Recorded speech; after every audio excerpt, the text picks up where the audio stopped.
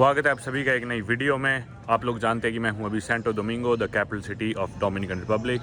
अभी मैं जाने वाला हूं एयरपोर्ट और एयरपोर्ट से लेने वाला हूं फ़्लाइट एक बहुत ही स्पेशल डेस्टिनेशन की।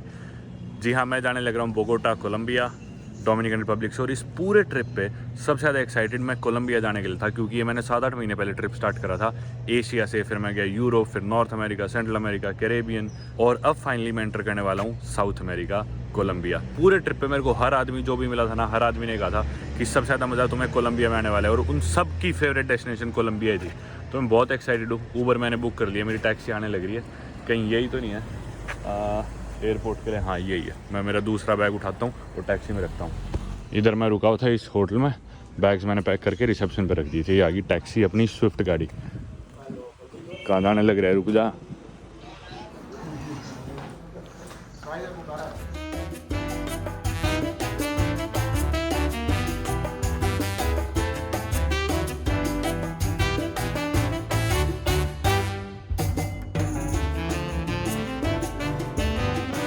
एयरपोर्ट इनका बढ़िया लग रहा है अभी तो, घुसते टाइम मस्त लग रहा है। ये है मेरी 11:45 एवियांका, बोगोटा, AV209, 31 से 36 गेट्स है अपने। इनके एयरपोर्ट पे तो बाकी भाई भीड़ है। देखते हैं अपने काउंटर पे कितनी का। 31 से 36 यही है ना, इतनी तो नहीं है। सही है, जाते ही हो जाएगा। मेरे को उम्मीद नहीं थी। मैंने आपको दिखाया कुछ लोग तो खड़े थे काउंटर पे, पर वो सारे एक ही काउंटर पे थे, खूब सारे बैग्स होंगे। मेरे को जाते ही सीधा बोले, मैं लाइन में लगा भी था, दूर से बोले आ जा। 5 मिनट में हो गया। बस वो वीज़ा चेक करा, अमेरिकन वीज़ा था मेरे पास, जिसके बेसिस में जा रहा हूँ। और उन्होंने मांगी एग्जिट फ़्लाइट कोलंबिया से, तो मैंने करा रखी थी टिकट, जो मैंने दिखा दी।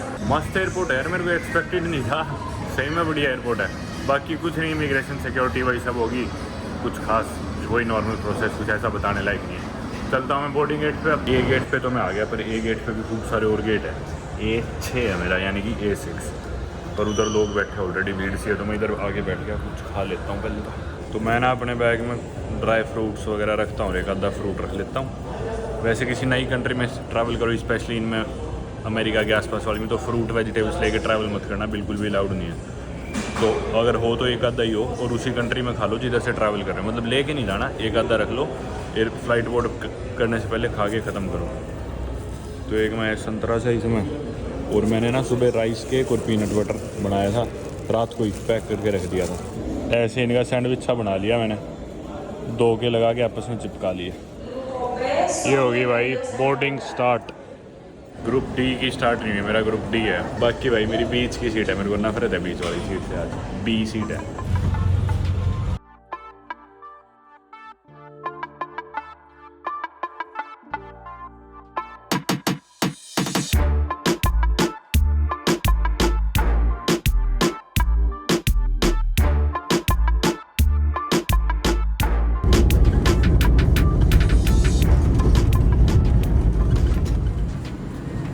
मैं भाई मेरी लाइफ में 200-300 बार बैठा हूँ मेरे ख्याल प्लेन में, और उनमें से आज सबसे खतरनाक राइड थी। छोटा ही प्लेन था, 150 की कैपेसिटी का, और सारा रास्ते ऐसे ही रहा था, और यूँ लग रहा था आज तो पड़ेगा, होएगा क्रैश आज। पर किसी तरह सही सलामत जिंदा पहुँच ही गए। प्लेन ना बिल्कुल फुल आया था, और मैंने जब टिकट कराई थी ना, तो उसमें एक ही सीट बची थी, और आखिरी की सीट थी मेरी, वो भी बीच वाली, सबसे गंदी जो सीट होती है पूरे प्लेन में। तो सारा टाइम ऐसे बैठा रहा, गर्दन भी अकड़ेगी और कमर भी, पैर भी, क्योंकि ना पैर फिटा रहे थे ना गर्दन। अब थोड़ा सा स्ट्रेच हुआ है शरीर। चलते हैं। बाकी कोलंबिया में ना कोई कार्निवल सा चल रहा है शायद, मैंने स्टोरीज देखी थी मेरे दोस्तों की। ट्रैवल के टाइम ये है, दोस्तों बन जाते हैं पूरी दुनिया में हर जगह के। तो मतलब ट्रैवलर्स ही थे वो भी, अलग अलग लोग कोलंबिया में अलग अलग जगह ट्रैवल कर रहे हो। इमिग्रेशन होगी भाई काफ़ी स्मूथली, मतलब वैसे तो लाइन लगी हुई थी, पर एक लेडी आई, उसने मेरे को अलग से निकाल के साइड में लेगी। उधर लाइन कम थी, बिल्कुल खाली काउंटर पर लेगी होगी, तभी होगी। और कुछ नहीं, बस पूछा कि भाई कहाँ से आए हो, घूमने आए हो, और अमेरिकन वीज़ा दिखा दिया मैंने कि भी किस वीज़ा पे आ रहे हो। और भाई कुछ नहीं, सीधा बोली वेलकम। और उसके बाद है ना एयरपोर्ट पे जितना भी स्टाफ अभी तक मिला, एक आधे आदमी वैसे जो भी मिले हैं इमिग्रेशन के अलावा भी, सारे बहुत फ्रेंडली थे। मतलब इतने देश जाए बाद है ना, 50-60 देश जाए बाद पता चल जाता है कि भी ये देश कैसे होने वाले। थोड़े से शुरुआत से ही फर्स्ट इंप्रेशन जो मिलते हैं उससे ही आइडिया हो जाता है। और इधर लगता है मेरे को कि भी काफ़ी बढ़िया एक्सपीरियंस होने वाला है मेरा। बैग भी तभी आ गया भाई। आज है ना प्लेन की सीट के अलावा हर चीज़ में किस्मत मेरी बढ़िया रही। जाती एयरलाइन में भी चेक इन तभी हो गया, सब कुछ जल्दी जल्दी होता गया भाई। और हाँ मैं यूँ कह रहा था मतलब जिस जगह पे ना, क्योंकि ये लोग पब्लिक से डील करते हैं सारा दिन एयरपोर्ट वाले, तो ये आमतौर पे परेशान ही रहते हैं। पर जिस देश में यहाँ के इस तरह के लोग भी इतना अच्छे से बात करें, ट्रीट करें, तो डेफिनेटली उस देश के लोग बहुत अच्छे होने वाले।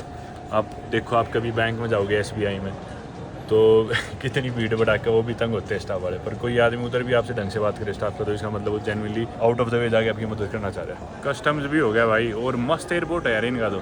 पर ना एक दिक्कत है, वाईफाई इधर 30 मिनट फ्री है। और पता है क्या हुआ, मैं ना अभी टैक्सी देख रहा था जिधर मेरे को जाना उस जगह की, कि भाई ऊबर बहुत महंगी हो तो मैं बस लूँ, पब्लिक ट्रांसपोर्ट। पर मैंने ऊबर देखी, वो दिखा रहा था 27,000 कोलंबियन पैसो, यहाँ की जो करेंसी है कोलंबियन पैसो। एक $US में होते हैं 4.5 पौने 5 हज़ार के करीब कोलंबियन पैसो, और एक इंडियन रुपये में 60 कोलंबियन पैसो, यानी कि अपनी करेंसी इनसे भी कई गुना स्ट्रॉन्ग है। तो वो है 27,000 कुछ। मैं डर गया, मैंने सोचा छोड़ो क्या टैक्सी लेनी, पर मैंने कन्वर्ट करा तो अपने इंडिया के 450 कुछ रुपये बने वो, तो ऊबर ही ले लेंगे भाई। आ गया मैं बाहर, गाड़ी वाला भी लोकेशन तो यहीं दिखा रहा है, 571 है नंबर एंड में, ये रहा।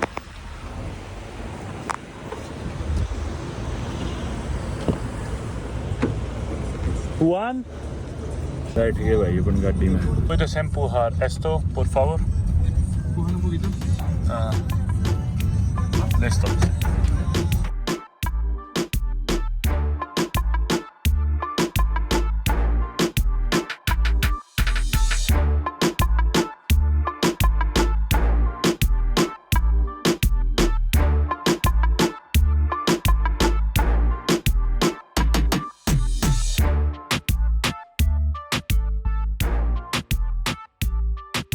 Not like a gym body. No, you're stronger than me. Taxi लेके पहुंच गया मैं अपने अपार्टमेंट में। बाहर से आपको बाद में दिखा दूंगा, सड़क वगैरह आपने देखा ही रास्ता। ये है अंदर का, थोड़ा देखो आप माहौल। मैंने कराया दरअसल अपार्टमेंट, बहुत रुक लिया मैं होटल्स में, मतलब सस्ते होटल्स में, और बहुत पैसे बचा लिए। 7-8 महीने हो गए घूमते हुए। मेरे को बढ़िया जगह चाहिए थी थोड़ा आराम करने के लिए, तो मैंने अपार्टमेंट करा लिया। और अभी मैं बताता हूँ आपको कितने का हुआ, कैसे आया, क्या सारी चीज़। तो ये जो नेबरहुड है ना, इसका नाम है चपिनेरो। मैंने काफ़ी रिसर्च कर ली थी पहले कि भी बोगोटा में किधर रुकना चाहिए। तो ये नेबरहुड ना बेसिकली एक बैलेंस है।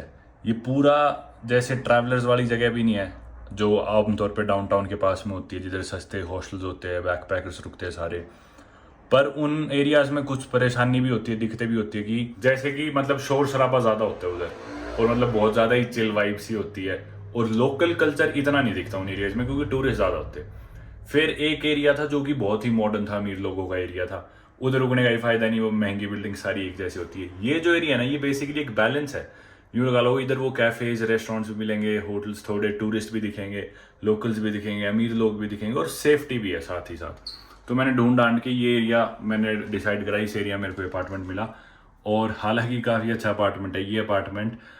अगर किसी कैरेबियन कंट्री में होता, जिन देशों में मैं सेंट्रल अमेरिका के बाद गया था और इधर आने से पहले, तो इसकी कीमत मेरे ख्याल से होती एक दिन के 20-1 हज़ार रुपये, 20-25 हज़ार रुपये। यूरोप में होता तो वहाँ भी इसकी कीमत सीजन पे डिपेंड करता है यूरोप में, पर 10,000 शायद यूरोप में भी होती है इसकी कीमत। यहाँ पे इसकी कीमत है एक दिन के 3,000 रुपये। जी हाँ, इंडिया के 3,000 रुपये।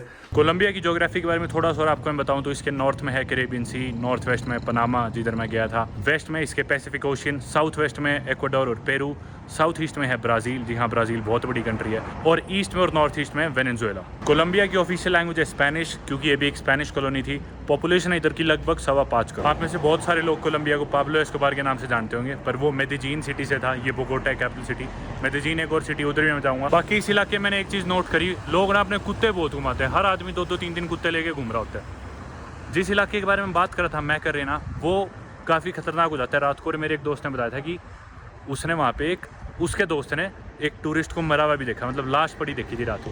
ये देखो यहाँ पे किसी की बिल्ली होगी, उसका पोस्टर लगा रखा है। यूरोप में भी जैसे जगह जगह आपको इस तरह की चीज़ें दिख जाती है। बाकी है ना, अब जैसे मैं हाथ में फ़ोन लेके रिकॉर्ड कर रहा हूँ, जैसे मैं इधर कर रहा हूँ, मैं हर जगह नहीं कर सकता। आपने सुना ही होगा कोलंबिया में काफ़ी ज़्यादा क्राइम्स है। तो इधर का ना एक स्लैंग है काफ़ी पॉपुलर कोलंबिया का, जिसे बोलते हैं नॉर्दर पपाया। नॉर्दर पपाया का मतलब है कि भी अपनी कोई भी वैल्यूएबल चीज़ शो ऑफ मत करो। आपकी ज्वेलरी है, फ़ोन है, आईपैड है, लैपटॉप है, कुछ भी पब्लिक में दिखना नहीं चाहिए। फ़ोन हाथ में लेके नहीं चलना। तभी यहाँ पे मैं लोगों को नोटिस करता हूँ ना, उन्होंने ईयरफोन्स लगाए होते हैं। कॉल पे बात करनी हो तो ईयरफोन से ही सब करते हैं, फ़ोन बाहर नहीं निकालते। वरना रोड पे कोई छीन के चला जाता है। तो इधर कोई भी चीज़ अपनी शो ऑफ नहीं करनी कोलंबिया में, और जो खतरनाक इलाके उनमें तो और भी ज़्यादा। बाकी इधर मैंने बाल और दाढ़ी कटवाई थी, और इंस्टाग्राम स्टोरी पे शायद आपने देखा हो, हर बार ऐसे काट देते हैं लैटिन अमेरिका में। जब भी बाल कटवाता हूँ बिल्कुल यहीं का लैटिनो बना देते हैं। बस एक दो टैटू बनवाने हैं, फिर यहीं का कोई कार्टेल मेंबर लगूंगा मैं भी।